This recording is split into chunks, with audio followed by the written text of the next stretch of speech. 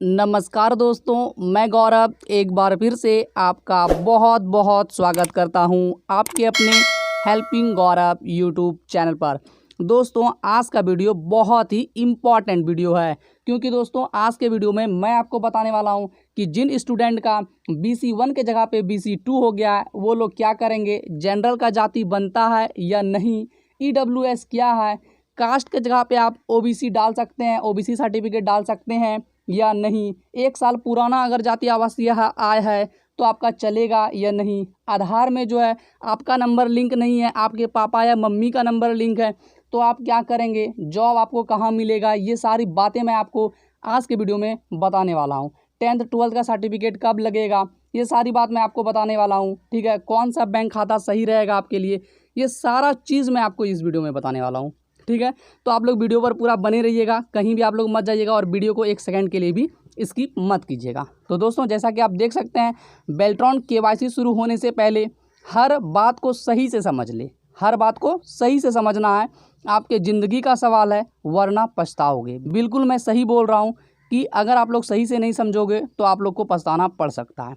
तो चलिए दोस्तों, हम लोग स्टार्ट करते हैं। तो दोस्तों, जैसा कि आप देख सकते हैं, बहुत सारा कमेंट आया है, कमेंट तो मत पूछिए कि बहुत सारा कमेंट आया हुआ है, और सबका लगभग इंपॉर्टेंट क्वेश्चन है, लगभग सबका इंपॉर्टेंट क्वेश्चन है, 19% बहुत ही इंपॉर्टेंट क्वेश्चन है, और एक एक स्टूडेंट का नाम पढ़ पढ़ के सबको जवाब देना वीडियो बहुत ज़्यादा लंबी हो जाएगी और ये पॉसिबल भी नहीं है। तो दोस्तों, मैं अपने कॉपी में जो है बहुत इंपॉर्टेंट सब क्वेश्चन को लिख लिया हूँ और बगल में रखा हुआ है, उसी को मैं देख देख कर आपको सारे क्वेश्चन का आंसर मैं दे दूंगा। जो इंपॉर्टेंट क्वेश्चन है उसी को मैं कवर कर रहा हूँ। तो चलिए दोस्तों, सबसे पहले हम लोग उस नोटिस की तरफ चलते हैं। तो देख सकते हैं दोस्तों, उस नोटिस की तरफ हम लोग आ गए हैं। और दोस्तों, मैं आपको बता देना चाहता हूँ कि आज मैं सर से भी बात किया है कुछ मैटर को लेकर, जो मुझे समझ में नहीं आ रही थी, क्योंकि मैं आप लोग को जो है गलत जो है आंसर नहीं दूंगा। अगर मुझे नहीं पता है तो मैं पता करके बताऊंगा, लेकिन आप लोगों को गलत नहीं बताऊंगा। ये चीज़ आप लोग विश्वास कीजिए कि मैं आप लोगों को गलत नहीं बताऊंगा। सबसे इंपॉर्टेंट बात यह है कि जिस समय में जो है फ़ोन एक्टिव होना चाहिए बेल्ट्रॉन ऑफिस का, उस समय में फ़ोन ऑफ हो, फ़ोन लग ही नहीं रहा है। ये जो आप तीनों नंबर देख रहे हैं, इस तीनों नंबर पे से किसी पे से आप लगाइएगा तो या तो आपका लगेगा नहीं फ़ोन, और अगर लग भी जाएगा तो रिसीव नहीं होगा। अभी के समय में ऐसा नहीं होना चाहिए, क्योंकि बहुत सारे स्टूडेंट हैं जो बहुत ही कंफ्यूज हैं, कुछ उनको समझ में नहीं आ पा रहा है, और अभी के समय में फ़ोन नहीं लग रहा है, तो बहुत ही ज़्यादा परेशानी स्टूडेंट को हो रही है। तो चलिए दोस्तों, हम लोग एक एक बात को शुरू से समझते हैं। सबसे इम्पॉर्टेंट बात है यहाँ पे आधार कार्ड का। आधार कार्ड में मोबाइल नंबर के बारे में जहाँ तक बात है, तो ये काम आप कहाँ से करवाइएगा, तो ये काम आप लोग ब्लॉक में जाइएगा। अब लगभग हर ब्लॉक में जो है अस्थाई जो है आधार सेंटर बना दिया गया है, आप वहाँ पे जाइएगा और अब वहाँ से आप जो है मोबाइल नंबर लिंक करवा सकते हैं अपना। कुछ नहीं करना होता है, सिंपल सा आपको एक फॉर्म मिलता है, फॉर्म आप ले लीजिएगा, कहीं भी आपको स्टूडियो के दुकान में मिल जाएगा, जो भी आपके घर के आसपास में स्टूडियो होगा, या फिर ब्लॉक में भी बहुत सारे जो है ठेला लगा कर बेचते हैं, या फिर अस्थाई दुकान भी उनका होता है, तो आप उनसे जो है ले लीजिएगा फॉर्म आधार कार्ड अपडेट करने का, और वहाँ पर टिक करके आप मोबाइल नंबर डाल दीजिएगा, वहाँ से आप कर सकते हैं। दूसरी बात यह है कि अगर स्टूडेंट का मोबाइल नंबर ऐड नहीं है, उनके पापा का है या मम्मी का है, तो वो लोग क्या करेंगे, तो उन लोगों को कुछ नहीं करना है, उससे कोई भी प्रॉब्लम नहीं होने वाला है। बस OTP आके आपको वेरीफाई करना चाहता है, और कोई बात नहीं। ऐसा नहीं है कि आप ही का मोबाइल नंबर होना चाहिए, ऐसा कोई भी बात नहीं है। आपके घर में किसी भी सदस्य का अगर मोबाइल नंबर उसमें जुड़ा हुआ है और OTP आता है, तो आपको किसी भी तरह की घबराने की कोई ज़रूरत नहीं है। ये हो गया है। अब सबसे इम्पॉर्टेंट बात मैं आपको बता देना चाहता हूँ, जो छूट रहा था, यहाँ से मैं तो कवर करूँगा ये क्वेश्चन, लेकिन सबसे इम्पॉर्टेंट बात मैं कवर जो कर रहा हूँ ये है कि BC1 के जगह पे जिनका BC2 हो गया है वो क्या करेंगे। हाँ दोस्तों, ये सबसे इम्पॉर्टेंट क्वेश्चन है, इस तरह का बहुत सारे स्टूडेंट का हुआ है। तो मैं सर से बात जो किया, सर बोले ऐसा स्टूडेंट का अब कुछ भी नहीं होगा, तो ये बहुत ही दुखद है। सबसे इंपॉर्टेंट बात है, क्वेश्चन को मैं कॉपी में लिख कर रखा हूँ, क्योंकि बहुत सारा फ़ोन भी आया इस मैटर पे और बहुत सारा कमेंट भी आया, इसलिए मैं इसको कॉपी में लिख लिया हूँ ताकि मुझे याद रहे। BC1 के जगह पे अगर आप लोग का BC2 हो गया है, तो आप लोग क्या कीजिएगा, तो सबसे पहले मैं आपसे ये रिक्वेस्ट करना चाहूँगा कि आप बिना लेट किए जब आपको संभव हो, आप सबसे पहले चले जाइए बेल्ट्रॉन ऑफिस, और वहाँ जाके आप अपने प्रॉब्लम का सॉल्यूशन मांगिए। रीज़न ये है दोस्तों कि फ़ोन पे कुछ भी बताया जाता है। पहले जो मैं फ़ोन किया गया था, मैं खुद बता रहा हूँ, और बहुत सारे स्टूडेंट फ़ोन किए थे, वहाँ यही बताया गया था कि आप लोग को ठीक करने का ऑप्शन दिया जाएगा, ये बताया जा रहा था। और आज जो मैं सर से बात किया हूँ, सर बोल रहे हैं कि ऐसा आप उन लोगों स्टूडेंट का कुछ नहीं हो सकता है मेरे हिसाब से, लेकिन वो एक चीज़ और बोल रहे हैं मेरे हिसाब से। तो सबसे इंपॉर्टेंट बात मैं यही बोलना चाहूँगा, आप किसी यूट्यूबर पे भरोसा मत कीजिए, मेरे पे भी भरोसा मत कीजिए, क्योंकि मुझे भी जानकारी वहीं से मिलती है और वहाँ से जानकारी दो तरह की मिल रही है। इसलिए आप लोग का ज़िंदगी बर्बाद भी हो सकता है, मतलब कि इससे आप जॉब से हाथ धो सकते हैं। इसलिए मैं बोलना चाहूँगा कि आप लोग सीधा जाइए, ऑफिस विजिट कीजिए, और ऑफिस विजिट करने के साथ साथ आप वहाँ पे अपना समस्या रखिए, वहाँ से आपको सॉल्यूशन मिलेगा। ये तो क्लियर हो गया। अब देखिए दूसरा यहाँ पे मैं बात कर रहा हूँ जाति प्रमाण पत्र। तो दोस्तों जाति प्रमाण पत्र को लेके जो कंफ्यूज है वो सबसे ज़्यादा जनरल कैटेगरी के स्टूडेंट है, यानी कि समान वर्ग के स्टूडेंट है, क्योंकि दोस्तों वो लोग कभी अपना जाति प्रमाण पत्र नहीं बनवाया है। अदर कैटेगरी के जितने भी स्टूडेंट हैं, एससी, एसटी या ओबीसी, वो लोग अपना जाति प्रमाण पत्र तो बहुत पहले से बनाते हुए आ रहे हैं, इसलिए उनको जरा सा भी कन्फ्यूज़न नहीं है। लेकिन समान वर्ग के स्टूडेंट को बहुत ज़्यादा कन्फ्यूज़न है, इसलिए मैं उन लोगों को क्लियर कर देना चाहता हूँ कि हाँ पहले तो नहीं बनता था, लेकिन अब समान वर्ग जितने भी हैं जनरल कैटेगरी के, उन सभी लोगों का जाति प्रमाण पत्र बनता है। जब आप जाति प्रमाण पत्र का फॉर्म लेते हैं तो उसमें साफ साफ लिखा आता है पिछड़ा, अति पिछड़ा, अत्यंत पिछड़ा, और साथ साथ समान वर्ग भी लिखा होता है। आप एप्लीकेशन को लीजिएगा और आप देख लीजिएगा, तो आप लोग भी जाति प्रमाण पत्र बना लीजिए अगर आप लोग जनरल कैटेगरी से बिलोंग करते हैं तो। बाकी ओबीसी और एससी और एसटी वाले तो बनाते ही हैं पहले से। कुछ लोग तो ऐसे हैं जो पूछ रहे हैं कि जाति प्रमाण पत्र बनता कहाँ पे है, तो मैं उनको बता देना चाहता हूँ जाति आवासीय आय, ये जितना भी सर्टिफिकेट है वो ब्लॉक से बनता है। अब मैं बताता हूं कि अगर आप लोग का 1 साल से पुराना है तो आप लोग क्या करिएगा। तो मैं सबसे पहले आपको बता देना चाहता हूं कि अगर आपका 1 साल से पुराना है तो आप न्यू बनवा लीजिए, हड़बड़ाइए बिल्कुल नहीं, क्योंकि अभी आपके पास समय है, 1 मंथ का समय आपको मिलेगा, अभी लिंक एक्टिव भी नहीं हुआ है, इसलिए आप लोग जो है आराम से नया बनवा लीजिए, अच्छा रहेगा।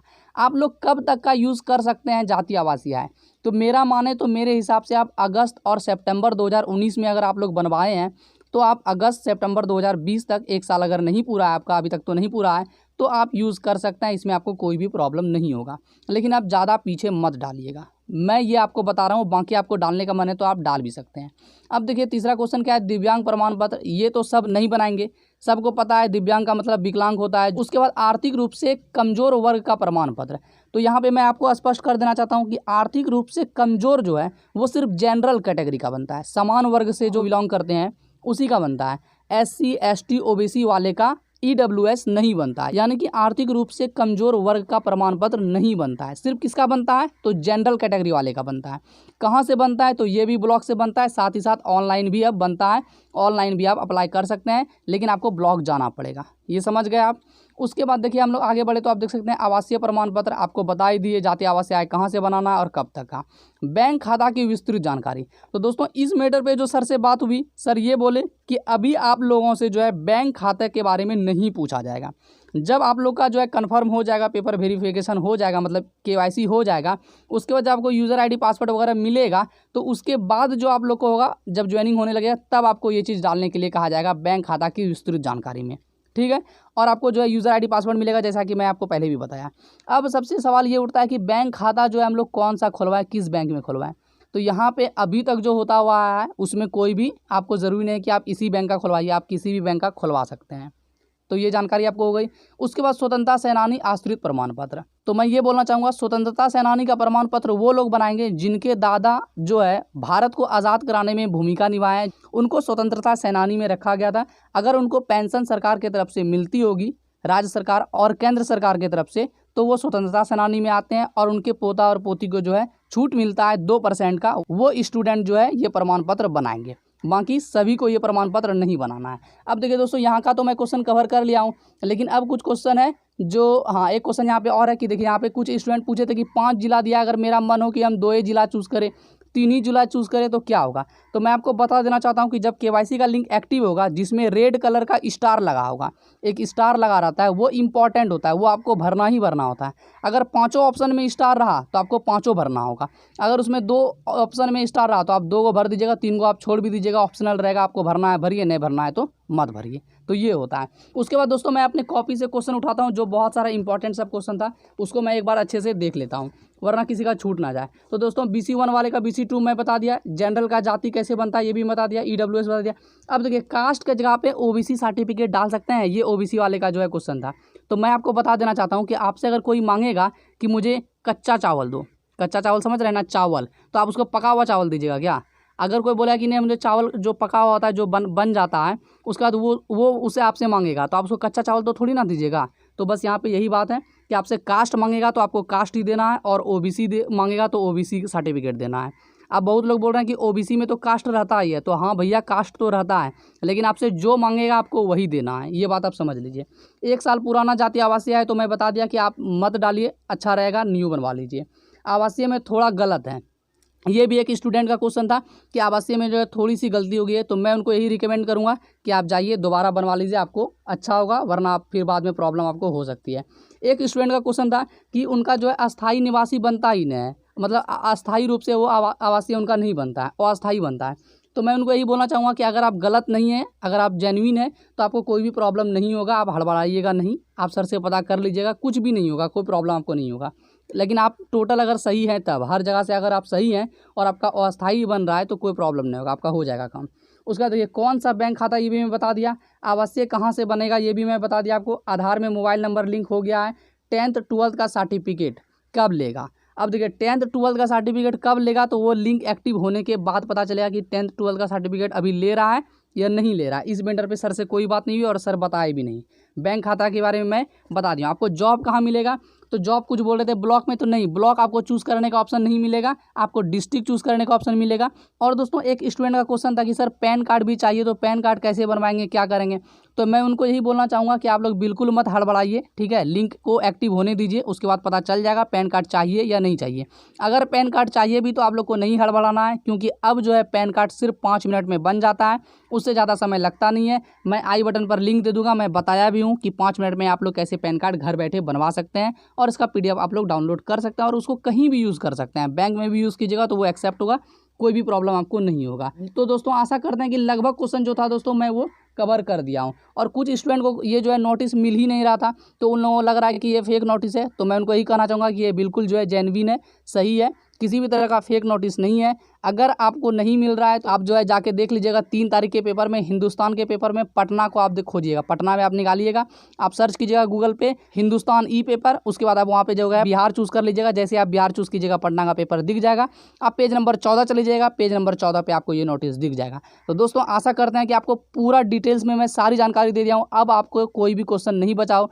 तो दोस्तों आशा करते हैं कि ये वीडियो आपके लिए बहुत ही यूज़फुल हुई हो। और दोस्तों अगर ये वीडियो आपके लिए यूज़फुल हुई हो तो मेरे चैनल को अभी तुरंत सब्सक्राइब कर लीजिएगा, और साथ ही साथ बगल के बेल आइकन को दबाना बिल्कुल मत भूलिएगा। तो चलिए दोस्तों मिलते हैं फिर से आपसे अगली वीडियो में, तब तक के लिए बाय एंड टेक केयर।